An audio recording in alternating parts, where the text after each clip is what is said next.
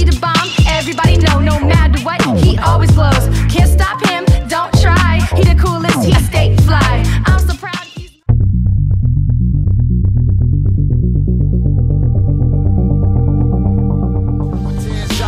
Chopping Tens podcast.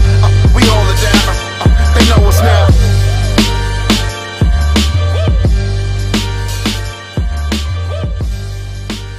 As you've been watching during our quarantine episodes, we definitely do like a just quick like what's everyone been watching, what's everybody been doing. So we'll do that real quick. We actually in about 20 minutes, we have a call. So this weekend on Facebook Live, there's going to be a show called What Truly Matters. It's going to be a combination of a different bunch of talented wrestlers down in the Carolinas coming together on the 4th of July to wrestle, and they're wrestling for the masses online. So the person that has been diligently putting the show together and has offered, you know, the space and time and all of the hard work he's done on his end, he's actually we're gonna call him in, and we're just gonna talk to him and get a bit of background of where he kind of got the idea from. And you know, he's also a wrestler too, so how long he's been wrestling, and so you get to be able to get to know Tga Alexander Moss a little bit better. So that's a little later in the show. So real quick, guys, what have you been watching? What's something new this week? I'm not gonna wait until we get to the wrestling part. Sasha Banks is money.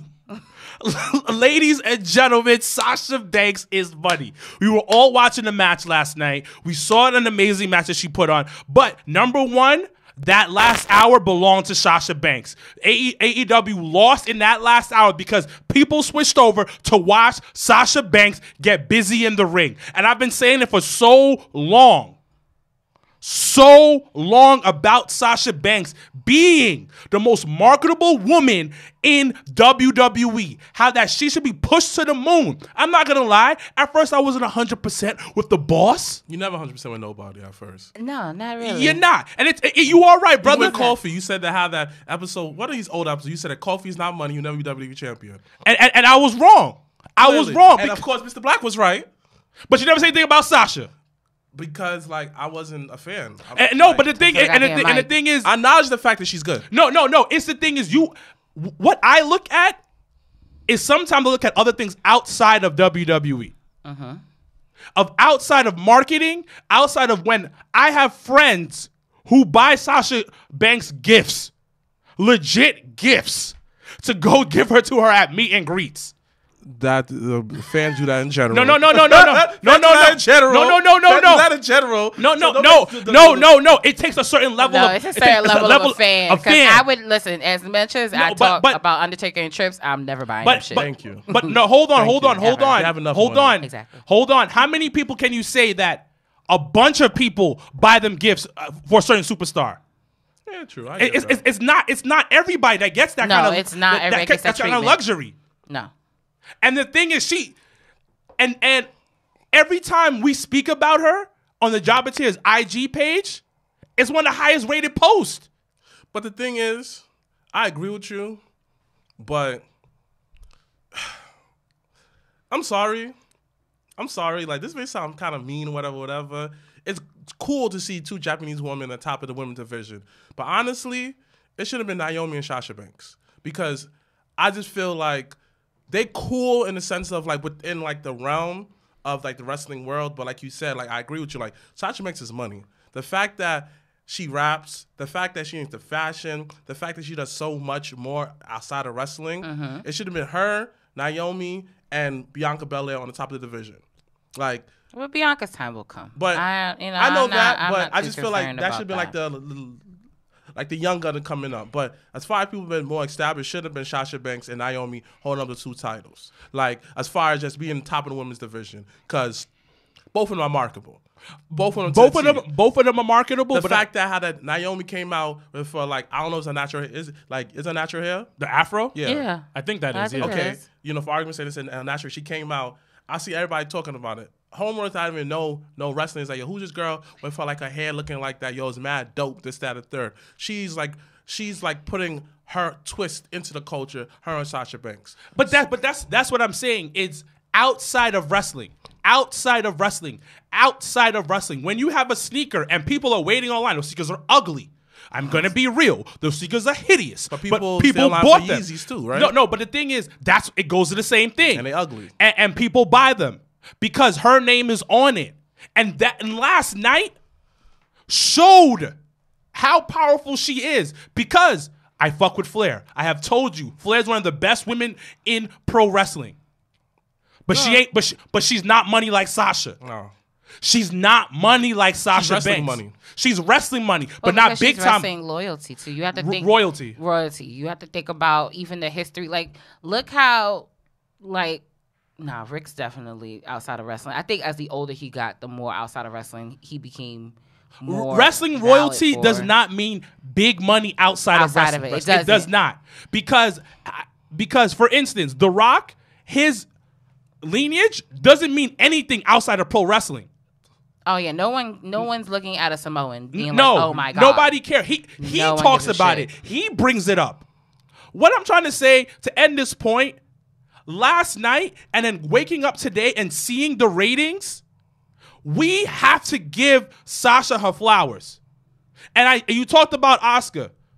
I love Asuka. No, now listen. Now he's on board. I love He's Asuka. the part to everything. I know. Huh? He's part timer. Yeah. I understand. Listen, you gotta prove. I don't fall in love easily. Ask my girlfriend. I'm about to be like, listen, I've been friends with you over 7 years, and that is And that's valid. your problem. So you gotta prove to me.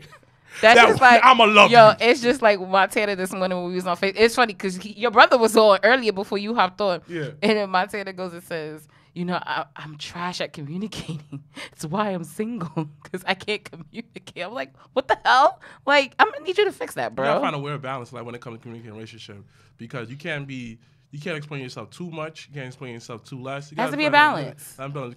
But then again, it also depends on the person you date. True. Because if you date somebody who doesn't talk a lot, but you need someone like you have to fill up the air sometimes with certain people, and they like the fact you talk.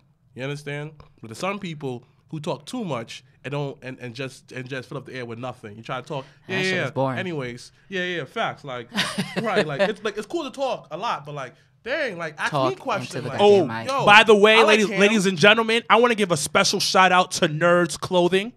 Just want to show them some love real quick on the podcast, and that's it. You know what? Shout out to nerds. Absolutely. Absolutely. All right, Mr. Black. Shout out to Pakistan. There was Sunday me that almost did the Pujami thing, and I was just like, let me not do it. Let me not do it. Mr. Black, that's something really good that you said that. Mr. Black, what's something this week? This one didn't even talk about himself. He talked about Sasha Banks, which we could have waited for, but it's fine. What's one thing this week, outside of your birthday, that, you know, whether it's a show or, you know, something that caught your eye this week? It's nothing like it's more wrestling related. The Mark Henry interview. Oh, the Broken Skull? Yeah, I feel like certain stuff he said, it gave me like a little bit of insight with him and the Leo situation. Okay. You know, Elaborate on that. because he was big on like when he first started, right? You know, he first started and he was kind of like outside of wrestling. He was the big fish in a small pond. Mm-hmm. You know, like growing up, he was always the biggest and people just gravitate towards him. Mm-hmm. So, as he was talking about when I came into business, I was Yoka's personal driver and stuff like. He did all the stuff. They installed him. You take care of us, because it's always about giving back to the wrestling community. Right. And I Wrestling's think a that fraternity. And I think that Mark Just what it Henry is. didn't know how to really articulate that to Leo Rush. You know, I'm going off what I'm hearing. I wasn't there between them two, this, that, and third. So I'm not choosing sides, but I feel Okay. like if Mark Henry was to articulate that, the first time you met Leo Reese, sit down, explain to him, breaking down this, that, and third.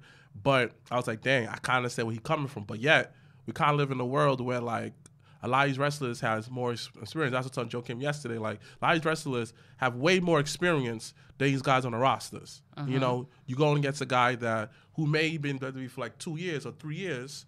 You know, prime example is The Miz and Daniel Bryan. And you look like, I got to carry your bags? Like, bro, just because you're champion, like, bro, have way more leanness. I have way more respect in this business. Like, bro, me being on TV for like a month making me worth a lot more money than you. Everything network-wise. You understand? Yeah. So that's when I realized that a lot of stuff, politics, how we handle wrestling, is very outdated. Ooh.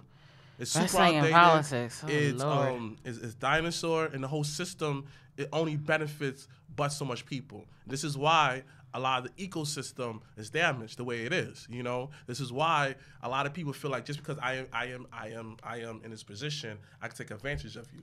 You know, some people say that, oh, I could train you, this, that. I'm looking like that's not no right for you to take advantage of somebody, regardless of sex. You understand? And like I've been saying this forever, you know, a lot of the old guards gotta go. Look at the NBA.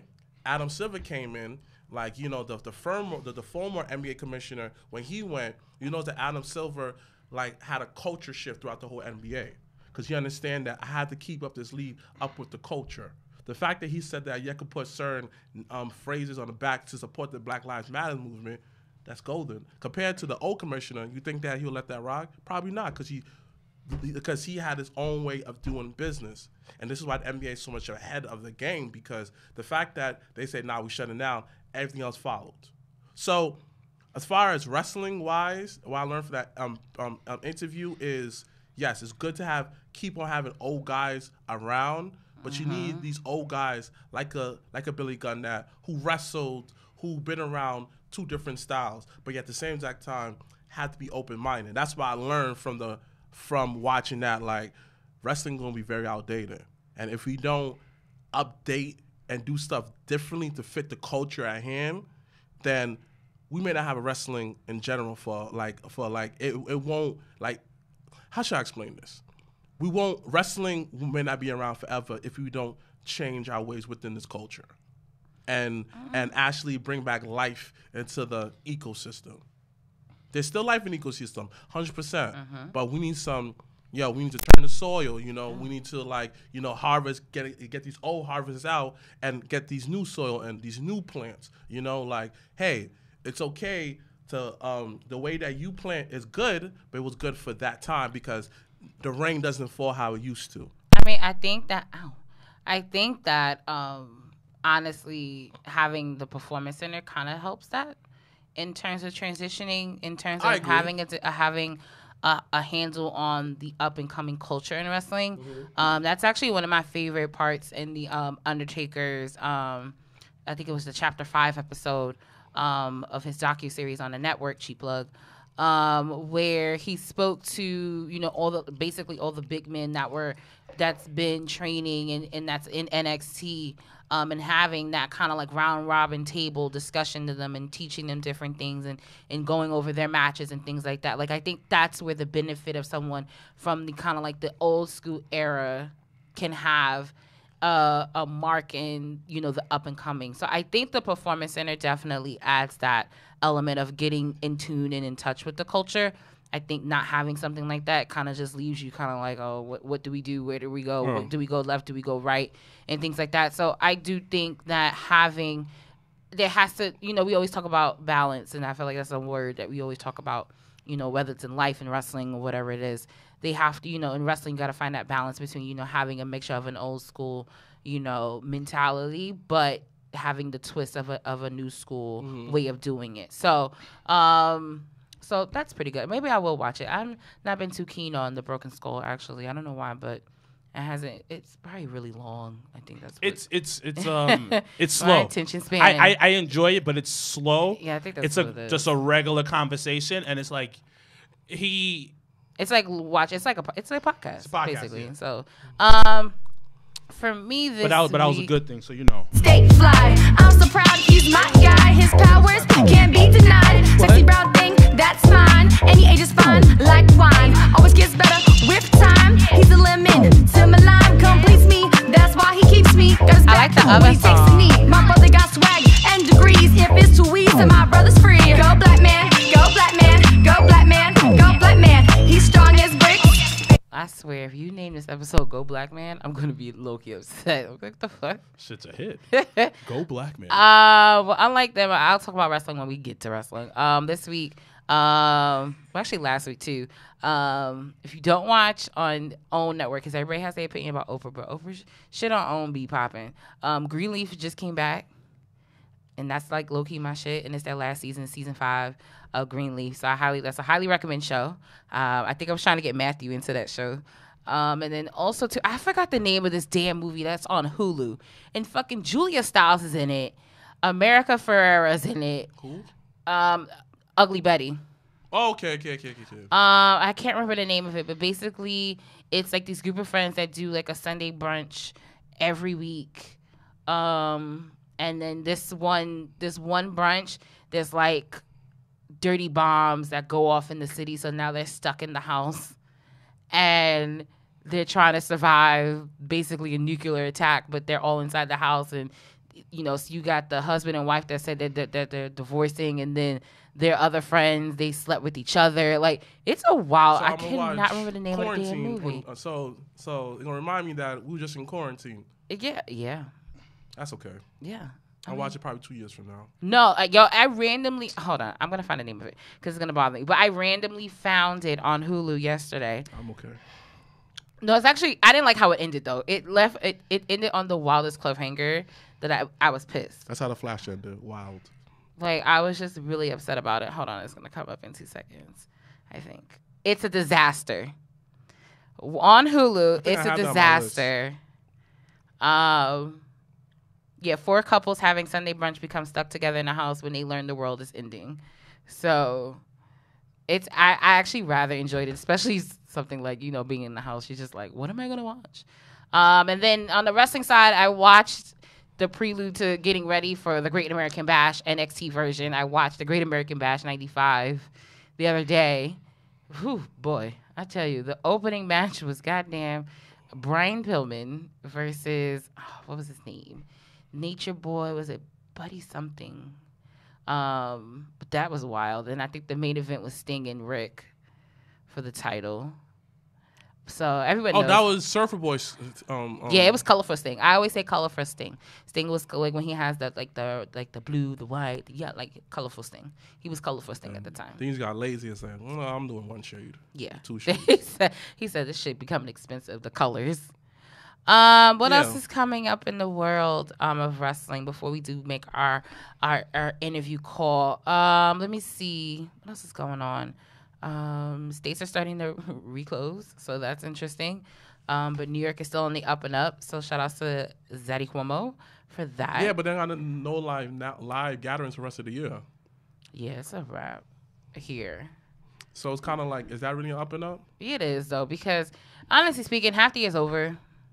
Once actually after like October, like once it starts getting like 40 degrees outside, you're not even gonna want to give a fuck about going outside. Like the days of summers are coming. Like once we get past August. Yeah, no. Once you pass like September, because it's still warm around my birthday. But then again, I want to see what August brings because. Oh my bad. I was like, I hear myself. Go ahead. I'm worried about the dog days of summer. Oh, because well, we in it. Hurricane season coming, and I want to see how bad these hurricanes are gonna be. You're intrigued by Mother Nature's lethal wrath of rain and wind and flooding. Listen. How this year is going, in my head, listen, this is a crazy conspiracy theory. I think that somebody's messing with time. I think that somebody is from the future and coming back here, Morgan. And he's trying to fix something, but keeps on going wrong. Okay. Because every time that we think that... Because he kissed his mother. What? Who kissed their mother? The person that's traveling in time.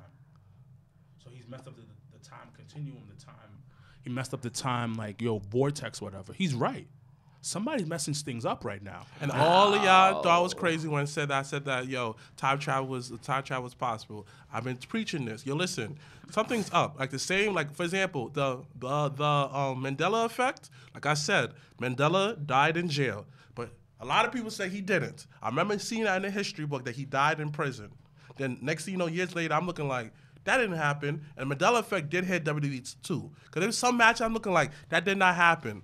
I remember this. Clearly, I say that did not happen. Oh, my ankle's killing me. I'm telling you. All right. Something's up because time been messing up for a while. And so I keep on going back and keep on changing. I personally think Hillary was supposed to win.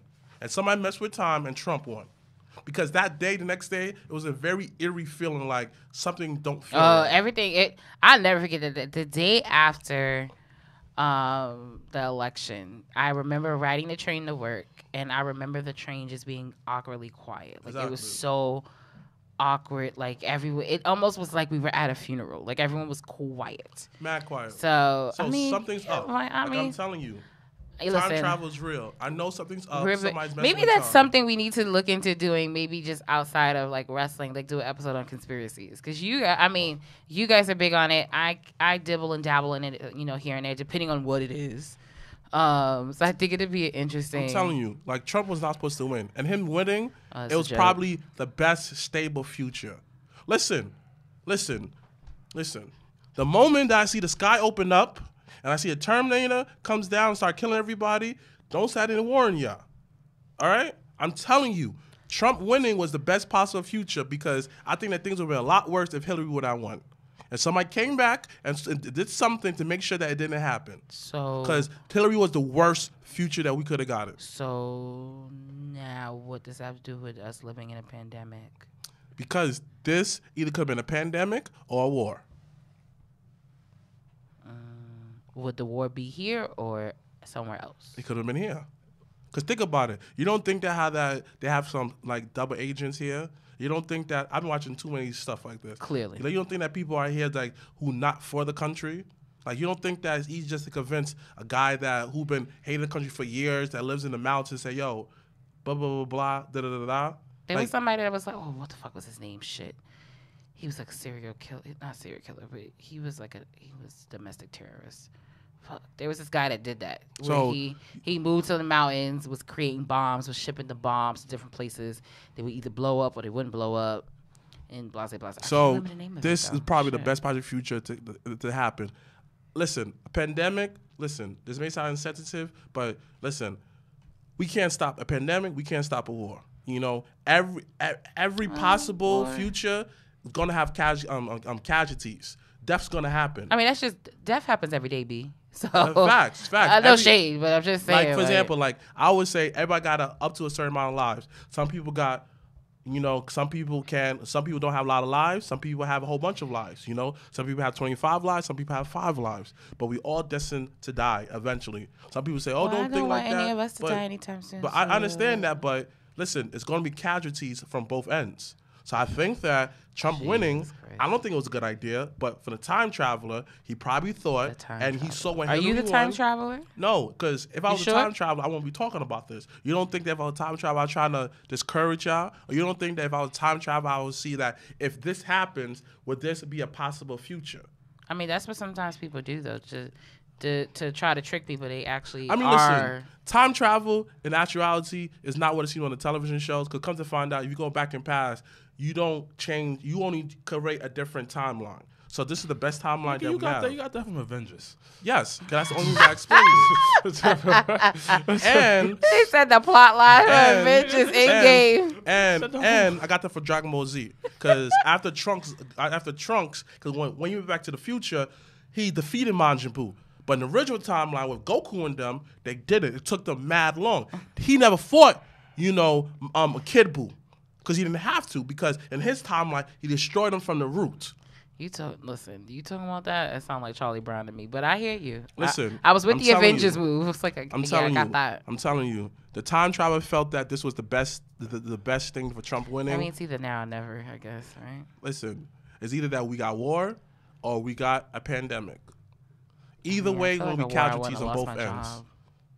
A war, you probably people would have died. A lot more people. That was the most selfish thing I've heard all day from you. You said if a war would have been better because I'd have kept my job. I would have still been. What? Nobody would have kept their job, guy. What do you mean? Boy, imagine like you chill at your job. There's civil wars all the time in different countries, and people still live a day-to-day life. Imagine that Imagine that you chilling at work. You so funny, boys. I wouldn't have said that. You hear like you see Russian tanks just dropping down like a boom, roaring through. Why what do you want to say? Touch my phone good thing I have a job. Then I'd be dead. So I guess it wouldn't matter then. But those are all different scenarios. Like, or imagine that just because that we're so short in resources. Whatever. What if like I just want you to be better. What if that we had a war and like the Great Depression happens, there's no money flowing through the country. No right money, now, no money it's not right. Like we are as close to the Great Depression right now. There's money flowing through the country, not ever. as much, but there's still money flowing. No. To add some facts to this, the country's broke, and they're trying to figure out ways for the country To boost the economy. Because our economy is largely based on people doing shit and consumer buying. buying. Yeah, but when people aren't buying, People aren't buying shit. So this how is does the dude one time, how like, does I dude feel like in life, how people does dude saving. like Jeff Bezos actually got rich? All these other dudes who invest in certain businesses that deal with, transportation of goods are getting rich. And no one's buying. To better make you better understand, you're thinking about the trickle down effect that most Republicans talk about. When the billionaires are getting rich, everybody else gets rich. That shit don't fucking work. No. Hold on. Wait. The reason why the economy moves. Oh, it's lit, y'all. NFL to play Black National Anthem.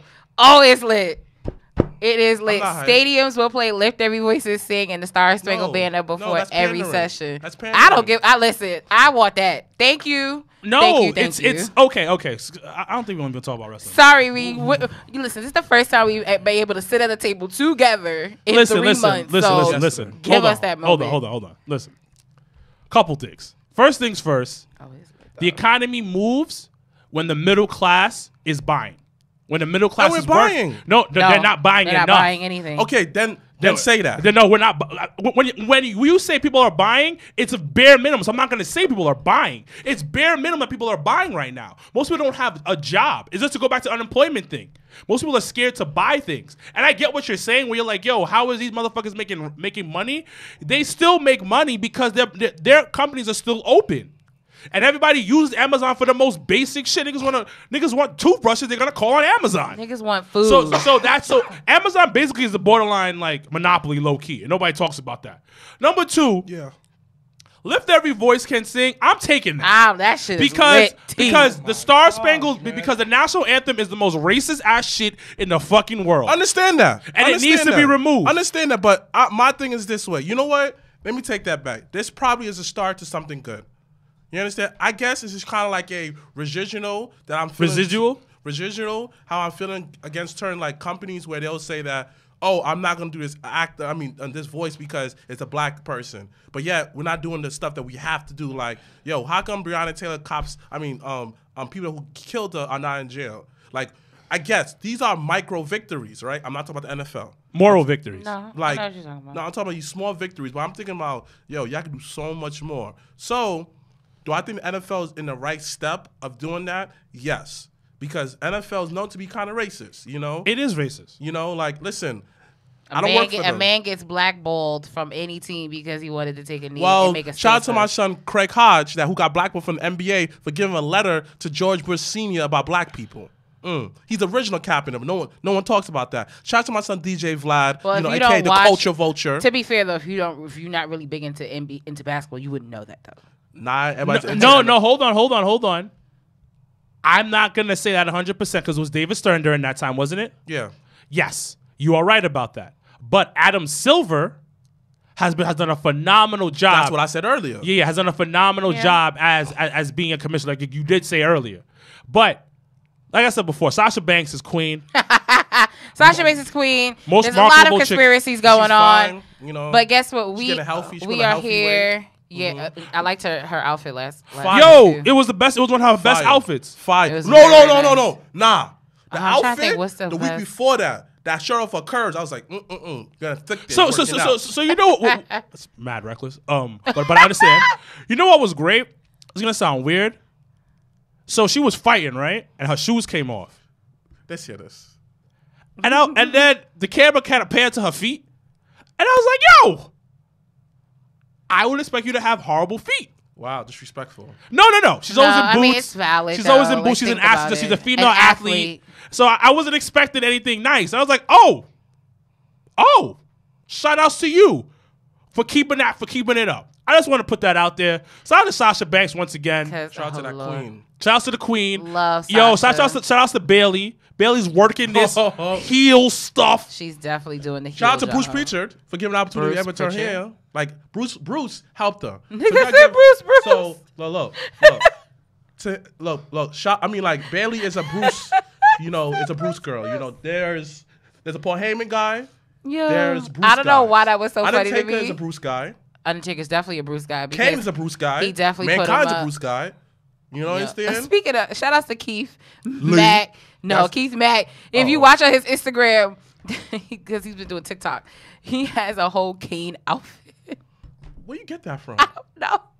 But I was like, what? I asked, I said, why do you have that? Who? Keith has, I'll show you. Keith Lee. No, Mac. Jabba Tia South Keith. He had a whole Kane outfit in his TikTok, and I was dying. I was like, what are you doing with your life? But in the meantime, while I do Shout out to look up Gotham for keeping this this place sanitary. Shout out to y'all. shout out to Gotham for being open, first of all. Open. Make sure they're sanitary. Shout out to them. See, Yeah, look, hold on. we gotta show Gotham some Look, love. look, look. Love. Where you get that from? That's the same face that we all make. What? Shout out to Gotham. It's That's clean the in Gotham. here. It's clean. Smells it's like cool. Clorox bleach in here. It's like smooth baby bottom. Smooth operator. I love that song. But all right, Shout out to let's, Joe Kim. Let's get shout outs to the owner of Battle Club Pro, Joaquin Morales.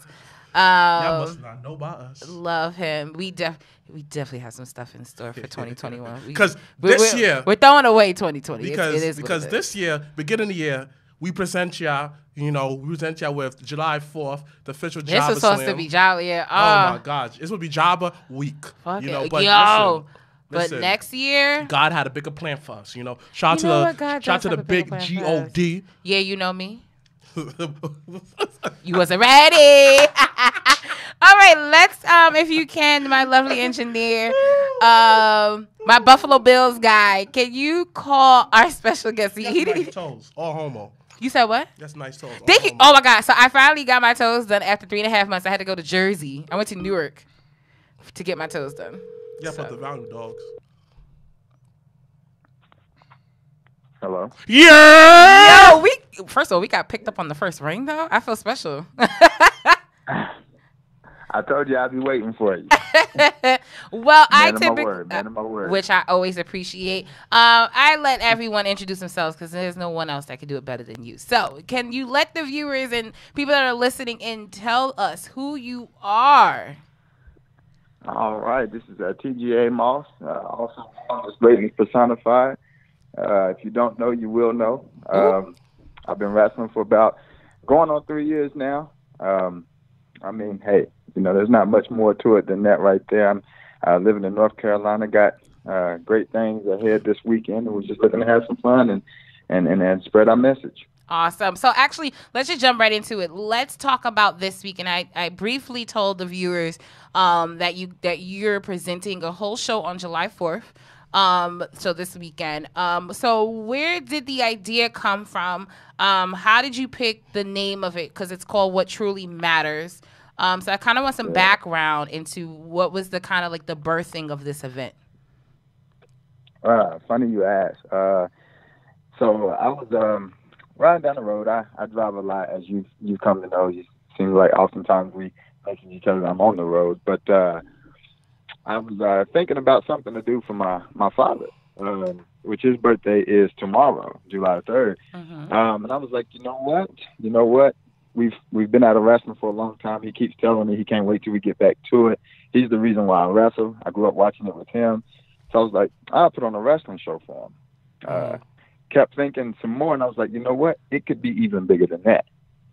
I was like, with everything going on right now, people need voices, and I know we can't get inside of buildings or whatnot, but I can lend a little bit of space that I have here at my house, and we can put on a show. And I grew up, and he taught me all about these things that have been happening for so many years that are still happening. And I remember all the fear that he had when I was leaving my house. So I said, what better way to honor him, as well as my brothers and sisters that I rock with on a daily basis, than to put on a show to raise awareness to what's going on. So Go ahead. So let the viewers know in terms of what organization that you guys are going to donate any money that's going to be donated for the show. Yes, so it's the Equal Justice Initiative. And I don't know if you all have seen the movie Just Mercy, but it comes from the gentleman that movie is about. And it's to help out, as you all probably already know, to help out those who have been wrongly convicted and things like that. And we know their percentages. I don't know them straight off the top of my head, but I've read up on it. But there's just so many injustices that take place on a daily basis, and so we just picked one that we thought could make a huge impact, and so we hope to do so. Awesome. Do you gentlemen have any questions or anything? Because I can go all day. But are you excited? Are you genuinely excited about this? Man, you have no idea, man. I've been bothering people so much because of how excited I am. I'm nervous at the same time just because I want everything to go right, but someone reminded me because of this cause, I mean, it's hard for it to go wrong. So as long as we get the ring here and we're able to do what we do, I think it'll be okay. But I'm ultra excited, man. I'm ready for Saturday to be here.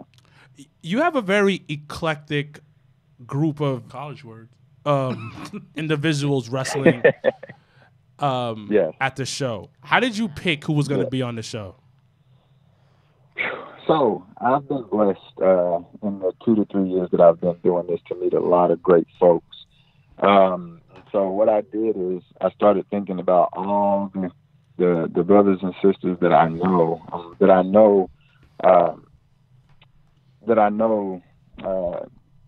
feel the same way I feel about what's going on in the world and want to make a change like I do.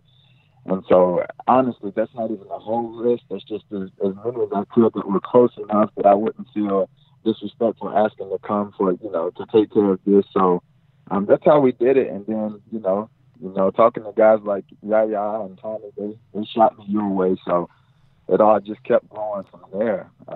So it's just a lot of great guys that are willing to help out. So what was I going to ask you? Damn it. So to the viewers that may not know you, can you give us a background of who you are outside of wrestling? or I guess like where did you train and things like that? Okay, absolutely. Your upbringing and stuff like that. Yes. I started kind of from the beginning. I was born in Statesville, North Carolina in 1991. I'm 28 years old. My father is a minister, so I inherited that. I'm also a minister. That's what I do. Shoot. This is a man of God right here. A man of God. Yeah.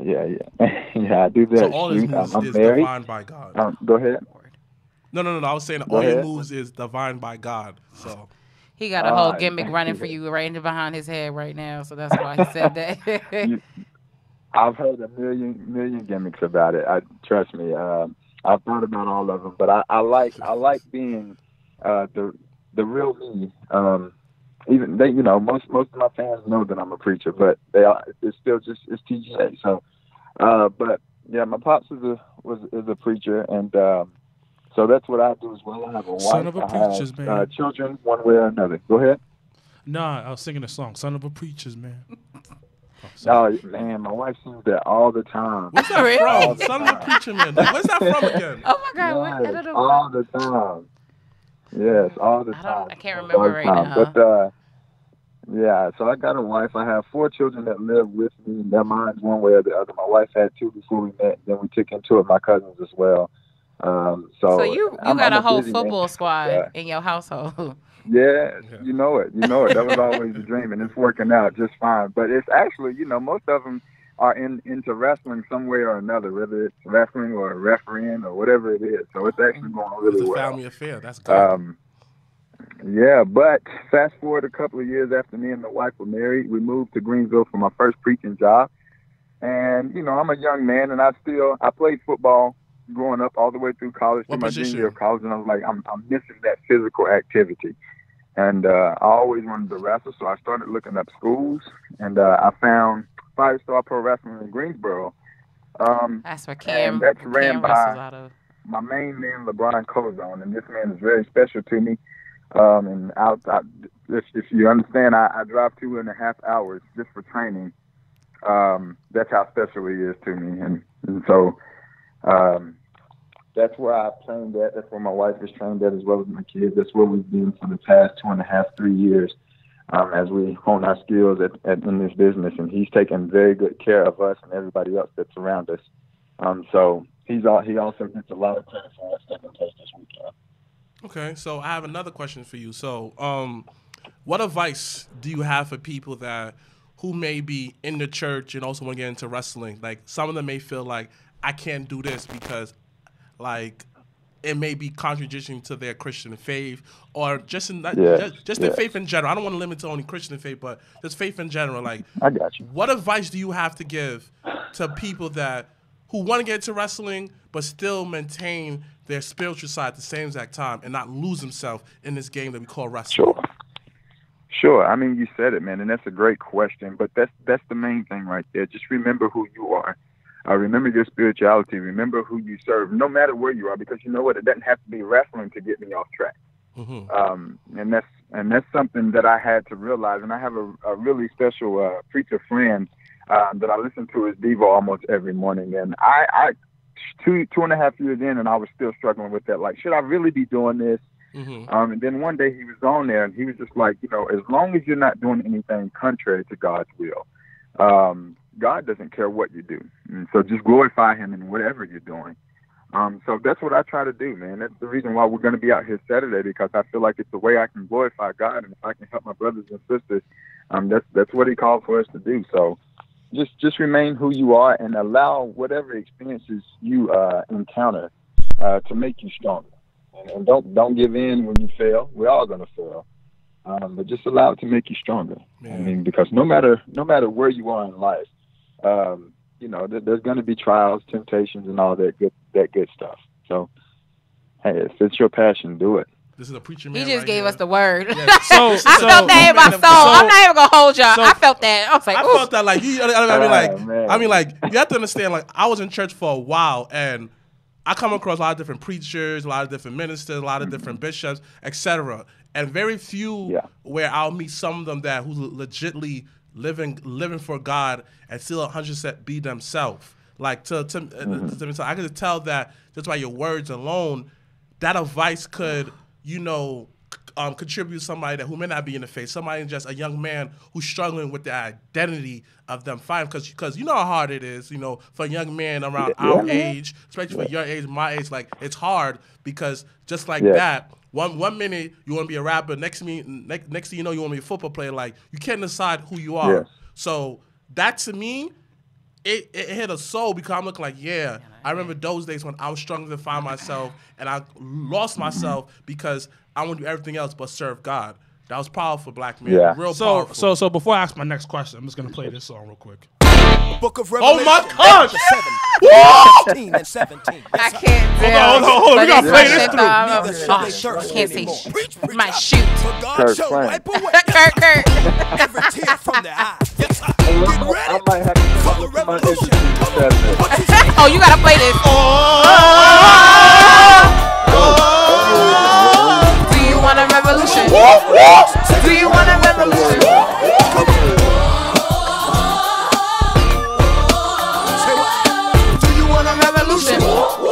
All right. That was needed. That was great. All right. That was great. Oh, yo, it's so funny. Okay, so it's so great. Like, when you meet us on Saturday, we're gonna laugh about this one moment. We're just gonna all look at each other and be like, "Do you want a revolution?" At that point. Okay, but serious question.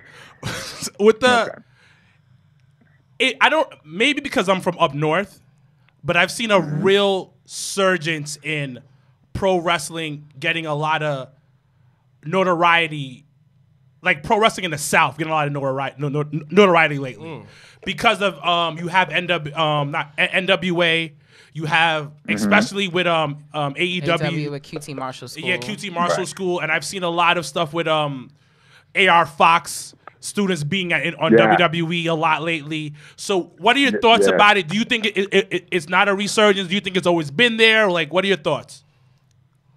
It definitely seems like there's a resurgence. Now that's towards the warmer side of of the Southeast. But it definitely seems like a resurgence. And from what I hear, it's a resurgence. I didn't know a whole lot about the Indies before I started wrestling. But from what I hear, it's definitely a resurgence. But some people do say it's always been here. It's just being noticed. So I guess it depends on who you talk to. Mm.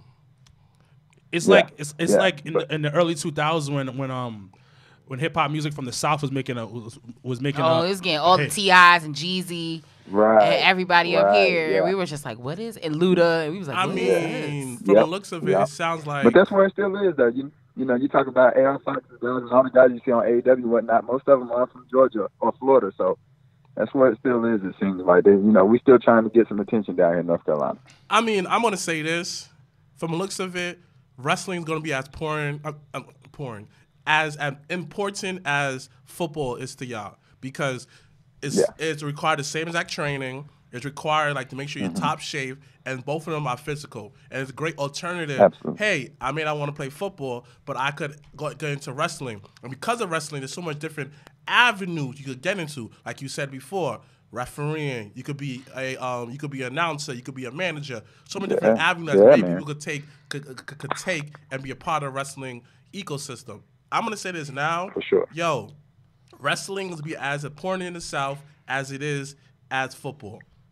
Actually, speaking of football, wait, are you a Panthers fan? I am not a Panther fan. I am a Cowboy fan. Get off the phone. Get off the phone now. Here we go. We gonna chat on Saturday. Now that I know what's up, and you on Jerry Jones' side of the field, we're gonna have a good convo. I'm fine with him. That must be. Is your dad a Cowboys fan? He is a Cowboys fan, but listen, we don't like Jerry Jones though. Okay. We don't like Jerry Jones. All right. Yeah. But still the Cowboys, since you talking to. We Cowboys fans though. Yeah, We're going to go somewhere. We're going to chat about that. But actually, since we, talk about wrestling, we'll go back to the wrestling side of things. What wrestlers have influenced you in your, in your career the last 3 years? Since, you're, I guess, not, I don't want to say fairly new, but since, you just, kind of got the 3 years under your belt, and, you said, and you've probably been watching wrestling since, you've been a kid. But who has been some of your influences in terms of your style of wrestling and what you present in the ring? Man, I could go on and on with that question. And a lot of times people ask me that question, I have to first start with the fact that I may mention some people that didn't necessarily impact my style, but just my outlook on wrestling, what they do is how much I respect it. But, my growing up, we got people like Shawn Michaels, The Rock, you got Ron Simmons, Butch Reed, Macho Man, and more recent guys like Jay Lethal, guys like that that I enjoy watching all the time. Sting, I love Sting. One of the greatest baby faces of all time, in my opinion. Guys like that just they kept my attention. And then some of those guys I mentioned are the guys that I really started honing in and paying attention to when I started wrestling. Guys like Shelton Benjamin, overlooked, but he's great in my opinion. So guys like that. I feel like that's a solid. I feel like I've heard more than once somebody mentioned Shelton Benjamin. Yo, because Shelton Benjamin is like, honestly, watch him. Like, I've been watching a lot of old school Shelton Benjamin stuff. Yeah. Only thing that was lacking was he couldn't speak. But outside of that, if they really worked on him and, hey, go to promo class, this, that, and third. It takes two, though. But Shelton is one of those dudes where during his run early as the gold standards, even before that, he was like, he was like what you wanted in a pro wrestler. Like, he could mingle with the best of them. He was entertaining when he wasn't talking. Like, he was on the fake Super Bowl commercial with Trish Stratus. It was a spoof. It was him in it. Right. People forget that. Right. And even the storyline he had with his mom, his kayfabe mom, it was still entertaining. Like, even his run in ECW, that match, him and Christian in a ladder match, boy. Right. And he started doing those, he was one who ushered in the, I'm going to do crazy spots in these particular big events, such as he was Kofi in the Money in Bank.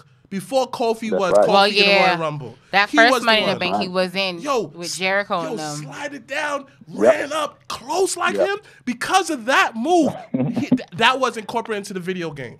Come on. When the fact that you do moves and they have to put it in the video game for you. Come on, man. That's how you Come know you on. made it. Yeah. Shelton's a freak of nature. Yeah, Shelton's a physical specimen. That's right. He's always has been. It's the sad part about it. It's sports entertainment, so you gotta have mic skills. And if you don't have mic skills, you go ahead, brother. Yeah. No, I agree with you to a certain extent, and I definitely think that everybody should gain every aspect of wrestling that they can. But at the same time, there's a lot of guys right now that I could mention that don't have mic skills, but hold certain positions. So no, you are 100% right. You are 100% right. But look at the time when Shelton came in, though. This is true. I understand that 100%. This is true. Like now, it's a whole different ball game. Half these guys can't speak, but they can sure wrestle their asses off. Very true. Yeah, you're right about that. I can't argue that. So argue that. who do you like as I don't know. Let me put this so you won't get in trouble. Who do you see the next coming up out of the South, in your opinion, besides you? Like, who do you see Cam Carter. Cam Carter. Cam. Yeah. Cam Carter. Cam Carter? Cam. Oh, I sent you some videos of Sir Cam. Actually, that was my question. Who's gonna go over you or Cam? But I figured not Cam to is a ask dark it to the skin end. Oh, Brother's dark skin? honestly speaking, not our real question, talk but though, brown skin. he's a little better than Ricochet. Real talk. Spoiler alert. But that's I probably be being biased. No, he's And built. I love Cam, but so you guys, because you guys see him. If I'm saying if I'm wrong, tell me I'm wrong. But he's built like Ricochet. Yes. I think Ricochet might be a little bit bigger than him. maybe a smidge. No, you think they're different? Yeah, he might be a little bit. I have to say that in person, but he might be a little bit. I think Ricochet got a little bit of. Is a solid cat though. Yeah, but like in ring ability is. Yeah. I think Janelle might be right about this because he can look because Cam can low key brawl. So Cam, That's a lost art. so fun, That's a lost art right there. But he can fun also fact, do and he's high flyer. So remember the first time we had went down to Charlotte, we went to the PWX Prayer Show to see y'all wrestle. Y'all wrestled Cam, and That was I a good made match. sure That was a good match. that I went. That was That was a the good why I match. wanted to go because I've been dying to see Cam live. From connecting with him. I still don't like him though. He And went over then my son Yaya. he didn't go over. Y'all won the match. He won the. Y'all kept the title. Yes. Okay, I remember now. Right He now. didn't. So I like him. Yeah, So I like exactly. him. Okay, good. Most I'm good. I like, was at that show. really?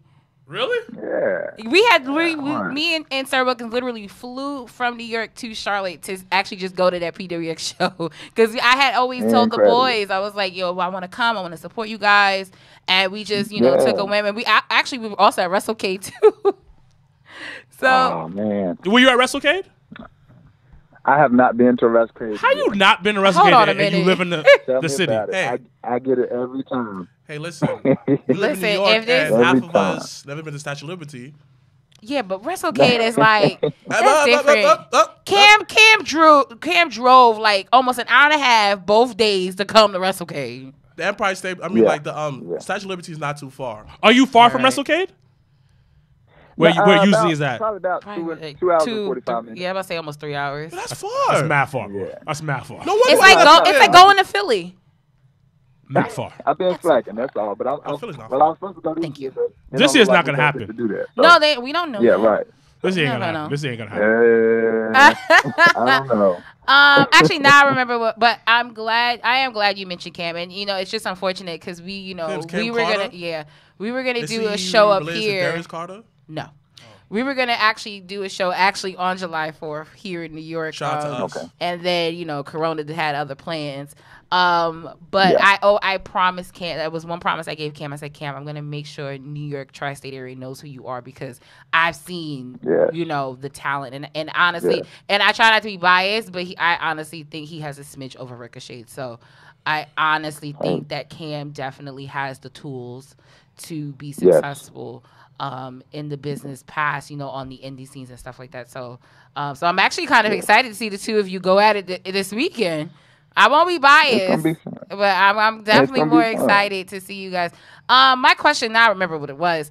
Have you been personally hit with we did an episode last week, Wrestling is Burning, because everybody's been under the microscope and allegations have been hitting. Has any of that stuff, like, personally, like, you've known, like, someone, or has it personally affected you? And then has it like, what is your take on stuff like that and your experience in the locker room and things like that?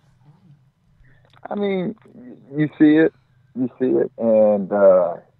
it takes place, and it's like everything that we're going to talk about on Saturday as well. It's just we were never as proactive as we should have been. We should have been taking care of this stuff before it got to the point where we are now. And we always talk about we protect each other in this business, but really do we?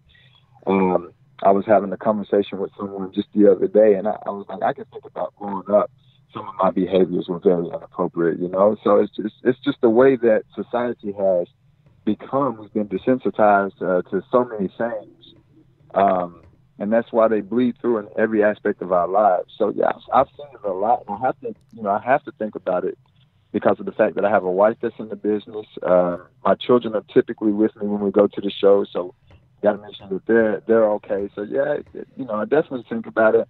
I haven't experienced it too much, but I definitely know that it takes place, and it's something that needs to be paid attention to and nipped in the bud if possible.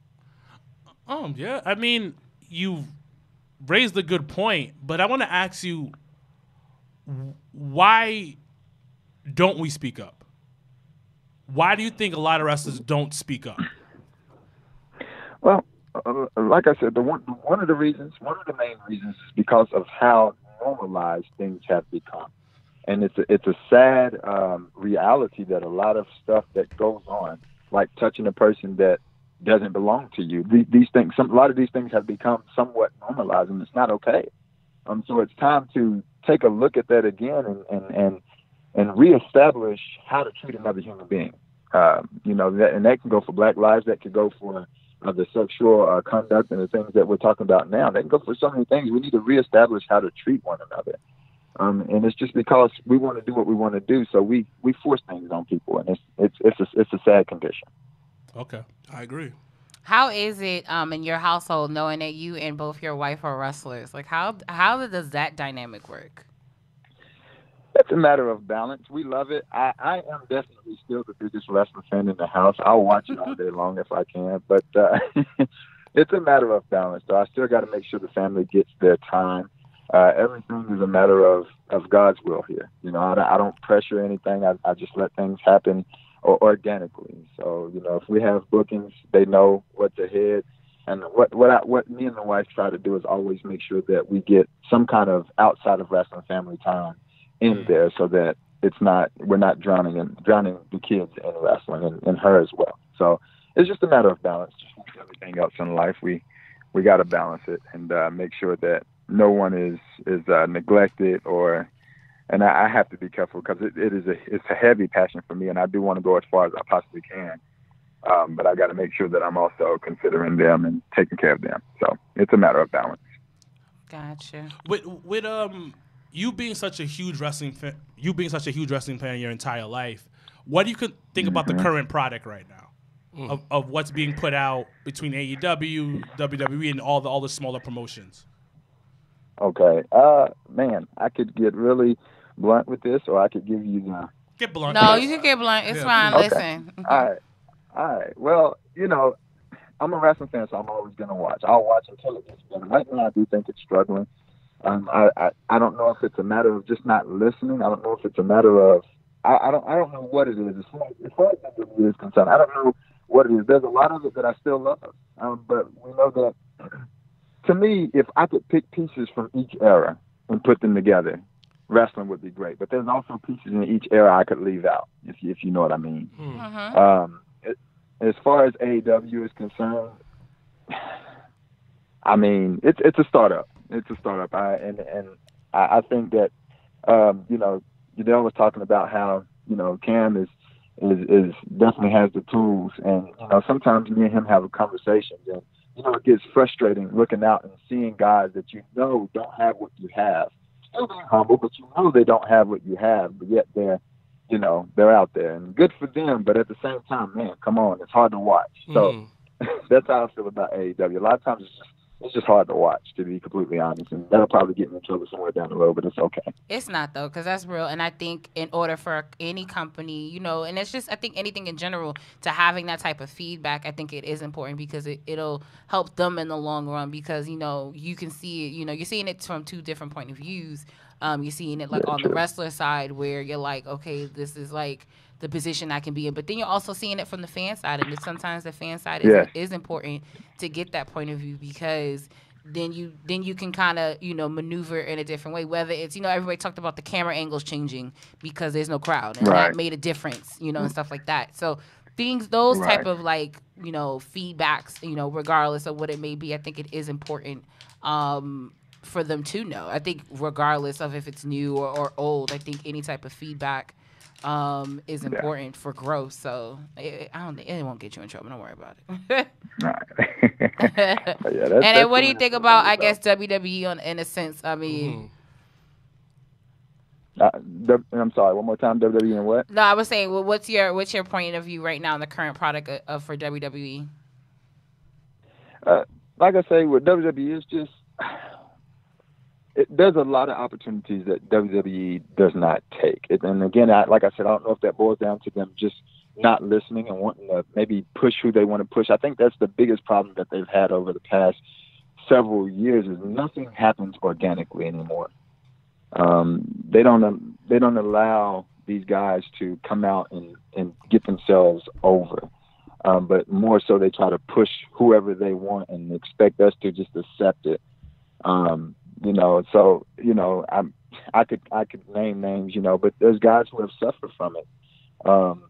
When I watch it as a fan, like for instance, I can't stand to see Seth Rollins on Monday nights anymore. Really? In 2015 when he came back and he won the title, that was organic. That was great. But it seems like they're just trying to force feed us now. I can't, and that's as a fan. That's not as a worker. That's as a fan. I just can't. I'd rather not hear him talk on Monday. How do you feel about his gimmick? And that's just an example. How do you feel about his gimmick? I don't. Do you think Seth Rollins should be calling himself the Messiah? Absolutely not. There you go. Absolutely not. Are you offended you being like a man of the cloth? I mean, yes, but like I'm also not gonna. I mean, yes, but it's not. I'm more offended that right now you're calling yourself that, and it's just nothing's matching up with it. I mean, okay. At the end of the day, it's gimmick wise or whatever, but it's not something I would do. Let's just put it that way. Like I would not do that. Okay, that's fair. All right. Any last questions before you are going to actually tell us the rundown for Saturday's card, and also let everyone know that's watching how to view the show this coming Saturday. But guys, do you have any last questions for our amazing guest that gave us the good word today? Every day is Sunday. I appreciate it. Listen, no, I don't think you understood. Like when you said what you said, me and Mrblacc looked at each other like, yo, he just gave us the whole word. Like I wasn't anticipating that, and I felt that in my spirit. I was like, oh, okay. But it looks like the gentleman. My wife calls me Bible Moss, so y'all have to excuse me. I will get going. No, but you know what? That just shows your gift, though. In all actuality, like you can have a simple conversation, and you never knowing how it may hit or impact the person. Yep. Because the way that even though it impacted both me and Mrblacc in a way, it probably was received totally two different ways in totally two different avenues in our lives or anything. So you just never know, and that just is a testament to your gift. So no, we appreciate that. Any last questions before he gives us the rundown for this Saturday? No. All right, the floor is yours. Let everyone know who's on the card and how to view the show, and also how to donate to the cause as well.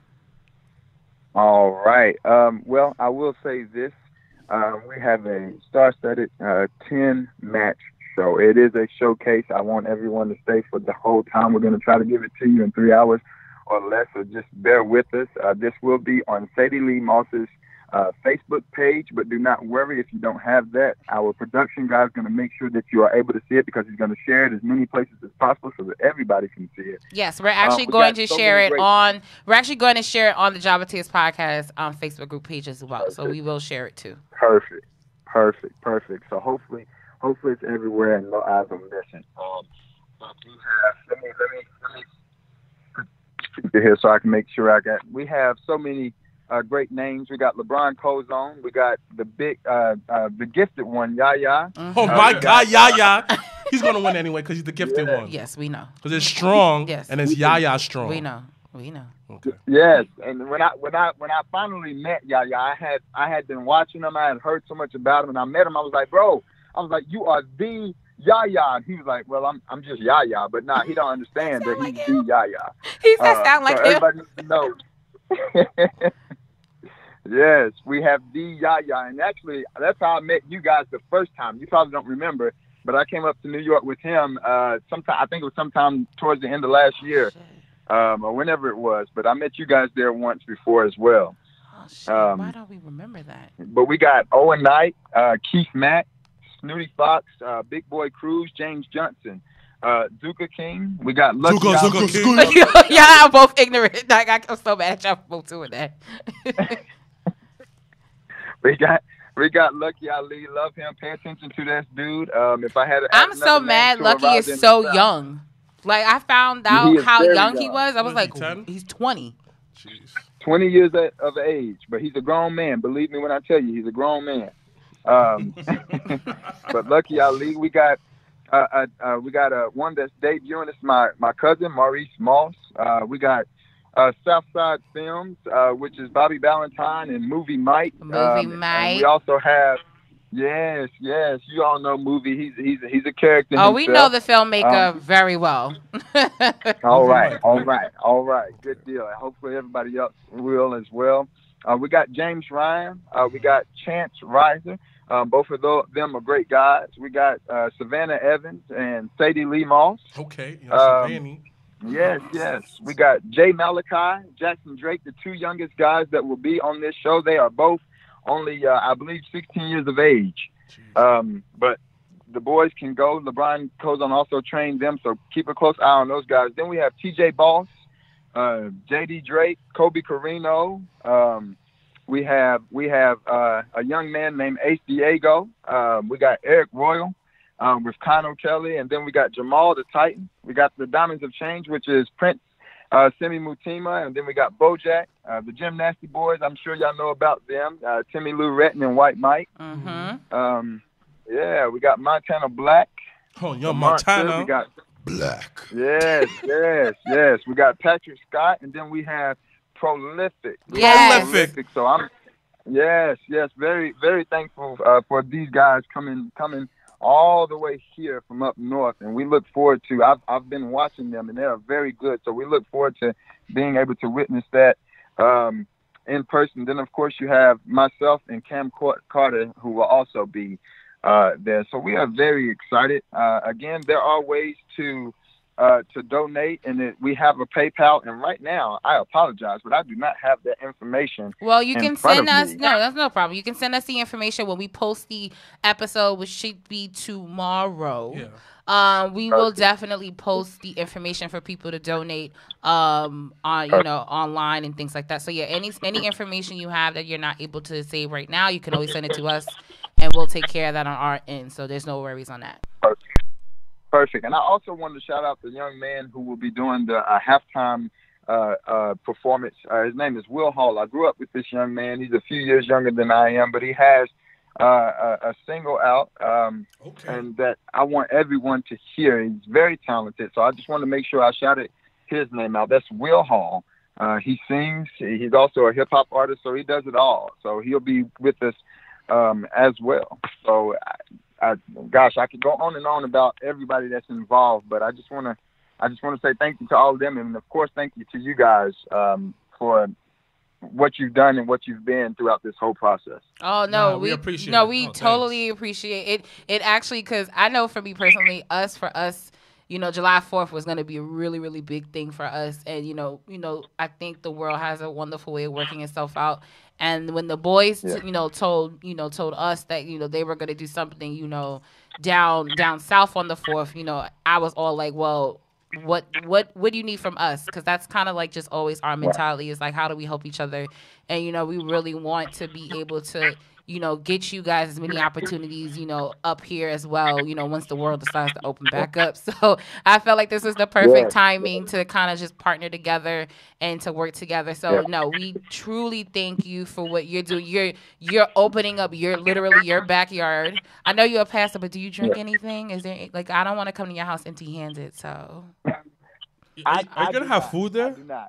You don't drink. Okay, so I won't bring. Are you gonna have food there? Yes, there's gonna be food there. No, I'm not talking about hot dogs and like hamburger. I'm talking about like good old Southern fried chicken, some potato salad. Now you're asking for a some lot. greens. Like this That man does to open sound up his good. house. That He does done sound have a good. ring in his backyard. Listen, a barbecue. You gonna get the basic shit. There's nobody's grandma that could do this. No, we're not down here for that. We're going to have some dogs and burgers, some different desserts. We're going to have some sides. I might see if I can sneak you some fried chicken somewhere, my man. Oh, shit. Oh, see. I fucks with you. I'm sorry. I'm messing with you. Right now we got. He heard worse. He heard worse. He's a man of the cloth. But what's But before he goes though,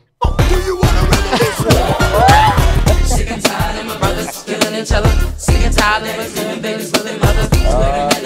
the word? Listen, funny, you be man enough to stare. Sick and tired of the church telling me. Yo, I miss karaoke so much, low-key. But thank you, TGA Alexander Moss. Thank you so much for joining us. Once again, those that are watching on the live feed and will be listening to this episode, we will be posting the show on Jabba Tears Podcast Facebook group. So once again, we're gonna share it with as many people as we I can. can't find you, sir, on the internet for the people that who plug in. Plug in yourself. Yeah, please. Real quick. Plug in me. Mine, everything that I'm under is TGA Moss. Let's see, my Instagram. I gotta look. I'm getting old, y'all. I can't just be remembering. No, wait, not even 30. What's wrong with you? Right. Right.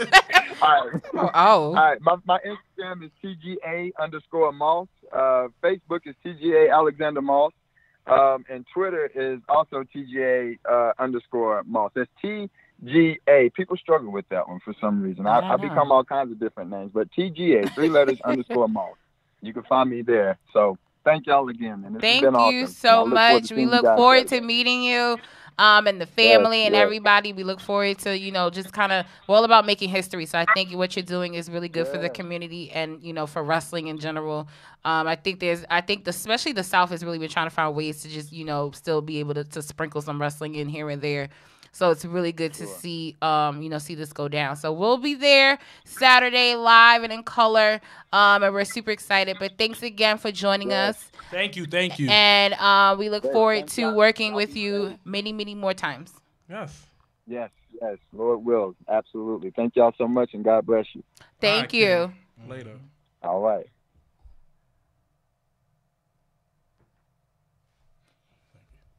Oh, he's done. Okay, I was like, I wasn't sure. I didn't, because you hear the thing. But once again, thank you to TGA Moss for joining us. I think his event is going to be really, really dope. And I'm excited to go and be there with the boys and everything. So it's going to be really exciting. So once again, look out for it Saturday. I do believe bell time is at 3. So Saturday around 3 o'clock, make sure when you see us go live or share the live feed to just hop in and tune in and support and also donate. Because once again, they're doing it for an amazing cause for justice reform. But all right, we have about 10-15 minutes left of the episode. Real quick, we're going to go this week in wrestling. We're going to, we kind of gave up ups and downs because, we didn't want to be, Mrblacc didn't want to be negative during quarantine, which is fine. But just real quick, a round robin of the table. What were some things that stuck out to you this week in wrestling? Talking to the goddamn mic. Shout out to all the black excellence that been on Monday night. Facts. From Ricochet and my son Cedric. Oh, shout out to R-Truth.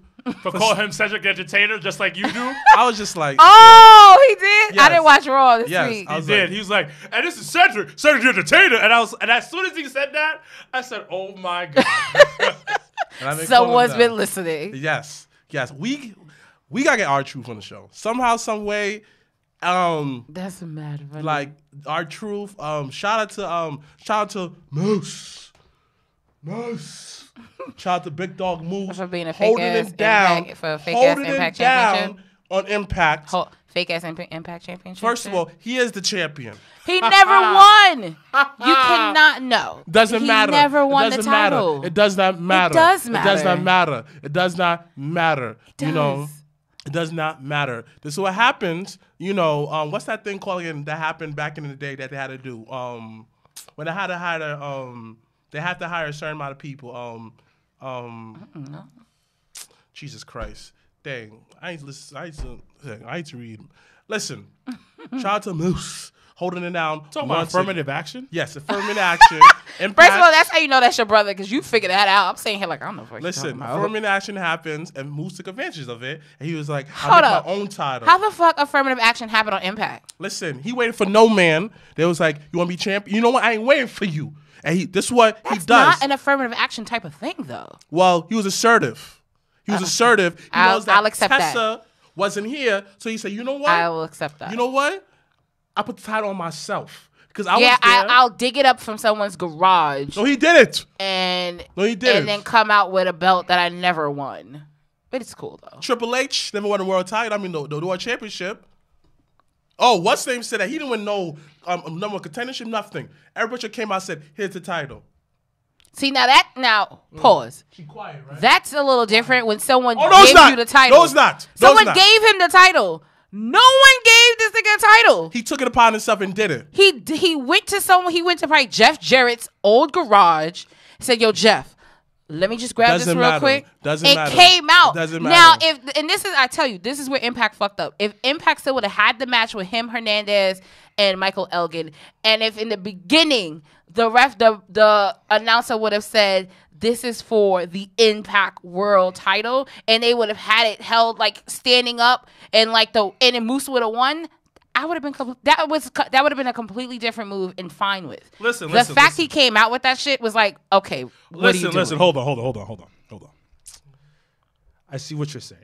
So I'm gonna break it down because I don't think she understands. I don't give a shit. No, because hold on. He came out with a title he never won. No, hold on. Tessa was gone. By the way, ladies and gentlemen, where do you think Tessa's gonna end up now that she's officially not with Impact? I don't know. We'll talk about that in a second. But my nigga Moose, young Moose from Harlem, Young Moosey. with the African cloth on. And with the lisp and the all white. He wore your all white outfit on Impact this week. I know. Yeah, I know. straight You saw the bald. pictures. Congratulations to him getting engaged, by the way. Shout out to Moose for that. Moose. I know they hating on you on Black Wrestling, but you know, it is what it is, Moose. You a king. But He's not, though. so what Moose did, he was like, you know what? Tessa's gone. Tessa ain't coming back. I know she ain't coming back because I called her and she ain't pick up. She ain't sent her promos in. She ain't trying to defend no title. So he did go to Jeff Jarrett's house. He took the initiative and said, you know what? I'm champ now. And Jeff Jarrett been helping our brothers for years. Remember when he became double champion? I definitely know Jeff And Jarrett's he blessed been my helping son out. Mark Ken with the European I know Championship. he's been out here helping black people since the beginning. I know. You feel me? So my son Jeff saw opportunity. You know? Matter of fact, Moose came up to him. Jeff didn't question it. All right, Moose. He opened let's his do this. garage and Exactly. said, here's the And Impact Moose title. did what every black person did during this pandemic. You know, nothing. He made something out of nothing. You feel me? He took chicken shit and made it into chicken salad. This is what's been defining black not culture for making it into years. chicken We taking salad. something out of nothing, making something. So this is why he is the true pandemic champion. Literally. Literally, because he put a belt on himself and said, that's just like if you walk, that's like if you bought a replica belt and walked around the streets and saying, I'm champion. Yes. That's what Moose did. But he's defending it though, Yes. right? Every I time. give him that. He's Defending I it. he's will give defending him it though, that. right? So she's a fighting champion. Fighting Unlike champion. Never won the Tessa. title. Unlike Tessa. She won it and ran. But you know what? Tessa's thing, that's Impact's fault. That's completely. How was that Impact's fault? Because if you knew the moment she was at, you already know the type. You already know what type of time inside she information, by the way. So supposedly, ding, ding, ding, ding, ding, ding, ding. Tessa had no intentions of coming back to Impact. But my thing is, But this it way. was more. I understand It was that. no. I say it's Impact's fault because more or less you knew her contract was ending when you put the title on her. when the pandemic happened. Her contract ended on this black man's birthday, June 30th. So when you knew if you wasn't gonna resign, that's where they fucked up, is they didn't resign her the moment before she won the title. But neither here or there. Then the pandemic happened, and she's in Mexico with Tga, which is fine, whatever. Tga. However, if you know it is crucial for your champion to be where they need to be to defend it, and she's not there, it would have been a total different scenario if you would have stripped her. I understand that, but something called business, and this is how you could keep good karma on you. Because it's simply like Bret Hart, you know? He got screwed over for doing something. He's like, yo, I will drop it the next day, but not in my country. And WWE didn't want to work with him. No, WWE didn't want him to show up on Nitro with the title. But he was not going to do that because he was definitely going to do that. No, he wasn't. He definitely said it. He would have said it. But I think so. Again, CM Punk, right? His contract, he signed a contract right then at Money in the Bank. This is how you do. Jeff Jarrett, matter of prime example. Jeff Jarrett signed an extension so he could drop the title to China. So he did his part. Right. My thing so is this. Tessa this is how you keep good Impact karma in the business. How she did it, why can't you just say, you know what, I do this promo, blah, blah, blah. You know what, my contract expired, work with them. I will drop it before Slammiversary. She could have did that. She wasn't going to drop before Slammiversary. But my thing is this. Tessa's wrong for that. But Impact is just in the wrong for not negotiating the contract before putting the title on her. I understand that. But at the same exact time, like Tessa's not innocent. No. Tessa could easily send our promos in and say, yo, listen, it's easy, man. We'll still pay you to stay over there, but just make sure at Slammiversary you're ready. That's it. Well, she wasn't. So listen. Up, in my opinion. It takes two to tango, and relationships go sour because of two people. Impact should have known that she wasn't coming back, should have saw the signs. Of course. But once again, Tessa shouldn't have made them fire her before her contract was right, up. like that. No, that shouldn't have been done either. They're both in the wrong of how things were handled. Yeah. I think Tessa's a little bit more on the wrong side because you're under contract. They're asking you for basically you're right, up until June 30th is do your job. Exactly. Right. So my going back to when they had Rebellion. They did a 2-week thing, actually before WWE and AEW did it. They did a 2-week Rebellion episode, so they did two Tuesdays in a row. At Rebellion is when Moose popped up with that title shit. At that moment, though, is when if you saw that she wasn't doing what she needed to do as champion, she wasn't doing her duties as champion, strip her the title. That was never my issue. They should have been stripped her of that title. I understand that, but at the end of the day, they understand that she's a good commodity. They're trying to work with her because that's what you do with your top champion. You work with the person. Her and Moose could have said, you know what? She could have came back, right? Anytime and said, me and you could go at it when she's a true champion. So that's what I thought they was gonna go that route, and Moose would have had the job to her. She would definitely won both belts. But we don't know that. We don't. You understand? But again, you see how it's compromising? Like simply. But it has to be both sides, though. It has to So be I both sides. agree. And I feel like people say, oh, my thing is this. Business is business. And this is how you keep good karma in business. Just like at your job, right? There's certain stuff that is not your job. There's certain stuff that you won't do. We say, you know what? I would do it to just keep the peace, the peace in That's within the type of job. person. But that also depends on the type of person you are. See, like me, I would do that because that's the type of person I am. Someone else may not do she's that. being difficult. I 100% agree with Mr. Black. And that's not the first time. difficult. Okay, I can understand that this is one isolated incident. I'm like, you know what? It probably ended bad, this, that. This. She has no history of being difficult. She has history of being difficult with people. And that's not good. Like, I get that. because the thing is, you can as much as you can say about Impact, they should have done their due diligence with certain types of things. At the end of the day, you're being difficult. She was being difficult. Yes. Yeah, but She was being 100% difficult. But guess what? People listen. People show you who they are. You gotta believe it. And I And I'm pretty understand that. confident when they signed her, and I'm pretty confident when they put the title on her, even during a whole controversy. You knew what you was dealing with. But it's one of those things where We stand behind you. Yeah, we stood behind with you. you. Also, we know how great you are. And we're gonna continue work because when she won the title, everybody come out the locker room, everybody's hugging her and stuff like that. They showed her love. I get that. At the end of the day, she got love from them It wasn't perfect. No relationship is perfect. No, yeah. Look at Taker and Vince when they had that falling out, and then they got back together. You're gonna have situations. Or Stone Cold and Vince. Yeah. Yeah. You're gonna have bad situations. Gonna have bumps in the road. I get it. But at the end of the day, Ultimate Warrior and Vince. Hulk Hogan and Vince.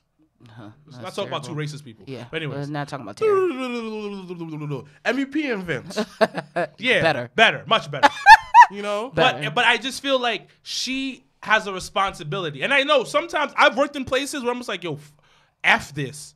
I don't want to be here no more. What the hell am I still? But I'm still going to come to work. No, yeah. She didn't show up to work. She did. At all. She didn't play ball. And all you had to do was just work from home. And listen. I'm not saying that Tessa's a bad person. No. Because people will always tie in. She's a bad. Like my brother said this months ago before the pandemic. At the last paper thing, that was our last pay-per-view. Jesus Christ, I miss Legends, y'all. I'm sorry. He just had a moment. Like I just miss people. I just miss being around. That's crazy coming from you. That's how you know it's serious. Right. Not everybody is good business people, but that doesn't take away the fact that they're good people. Okay. So let's make this very clear. Tessa, we met her. And to me, we met her like, we met her at the first Battle Club event. She took a picture with you. She did like a drop for us and everything like that. She was at Legends during the WrestleMania. Yeah. All she wanted was that respect. How you doing, Tessa? How you doing? Some people took pictures with her. Cool. So I'm separating the two. What's Tessa's real name? Please don't say Tessa. Pretty sure it is that though. Dang. I get what you're saying. Yeah, I'm separating the two. Business wise, she did bad. That's something that you do not do. Like you said, as long as you're under contract from this amount of day to X amount of day, just do your job. That's my only issue with it. That's it. Probably Tessa feels the type of way with the whole Moose situation, but this is wrestling. They had to do something at last minute to come up with something. Nets, you don't know that. So my thing with Tessa is like, yo, honestly, where do I see her landing? Is honestly, I'm hearing that personally, I want her to go to AEW, and also, but I'm hearing that she go to MLW, and personally, that's probably something good for her because it's literally she could build a division up, and honestly, MLW has a great product, and her being the face of the women's division, that's gonna be perfect for her. She can because she has that caliber talent that is like people always look at like. But I also think she wants to be the face of a division, and that's fine. Because it's fine, and I think that's why she probably would go to MLW. I think she should go to AEW, but then again, I don't think she wants to be around. A lot of times, and a friend of the show, Joaquin Morales, who was the owner of Battle Club Pro, he mentioned that she doesn't want that backlash of your father being there. And people like, yo, you didn't earn your spot because your dad is there. Yeah, he brought up a great point when he said that, Yeah, so... I mean, ain't nobody look... All right. Well, people say that about Flair all the time. Yeah. Flair's a little different. It's Tully. It's a little different. Yeah, but still, your father's a legend. Tully ain't been on... He not on AEW like every week and shit like that either. Yeah, but he's still back there. He's still back there. I mean, listen, I think she can go anywhere and flourish because that's how good she is. Certain things about her attitude probably need to change, but I don't know what she's going through to 100% say. I don't know what impact did to her. Exactly. So what we know, I cannot assume, but what is put out there, I'm basically basing my opinion on that. Okay, that's fair. Whatever is available to public knowledge. Okay. That's what I'm basing my opinion on. And the stories I'm hearing is like, dang, it's not the greatest, but I understand because, yo, honestly, let's be real. When you're that damn good in the ring and no one can touch you, and you know this at a young age, you get a little cocky. Would I be watching throughout the years? Yes, because personally, I have a great experience with her, and she always treats the job at TS good. Absolutely. She didn't have to do what she did. She didn't have to talk to us. We shared a table with her. She didn't have to do nothing that she did. So this is me not defending her, but I'm saying that personally, you low-key pandering. Huh? You low-key pandering. Listen. Okay. Listen. I'm just saying that this is the standpoint of view. I'm joking. I know, but like at the end of the day, whoever thinks that. See. I joking. You didn't understand me, and then look at you got offended. So how do you explain myself? I was just like, I guess you think I'm parenting, but I'm not because to people that honestly, people may think that people that who hate watchers say that. Look at Mr. Black parenting to the white. Doesn't woman, matter. They still watching. But guess what? Wait, I need you to wrap it up because our time is up, and I need. Wrap it up. Hey, honestly, I want Tessa to win. And I hope that from the incident from Impact, she's able to evolve and move past that. There you go. You already mentioned Sasha Banks. Is there anything else this week that caught your eye? Nothing else caught my eye because Sasha Banks is money. It's money. Boss. Bars. This week for me, definitely Io Shirai and Sasha Banks match trumped everything. And then the whole interaction with Asuka and Bayley and all that stuff, that was really cool. Honestly speaking, every week I'm just gonna talk about how I think the build up between Britt Baker and Big Swole to me is probably the most hidden gem AEW has. And also too, I just love Tony Schiavone on commentary with Jericho. I think it's golden too. So. I'm trying to think. Next week, NXT, you have... Listen, I promise you, do not spoil if you have already gotten the word. No, hold on. Even if you... before we go, even if it is spoiled, they possibly might change it. Because... That's just Dan Bryan. Yeah, because they recorded 2 endings. Oh, sweet. So, listen, I'm excited about Cole and Keith Lee.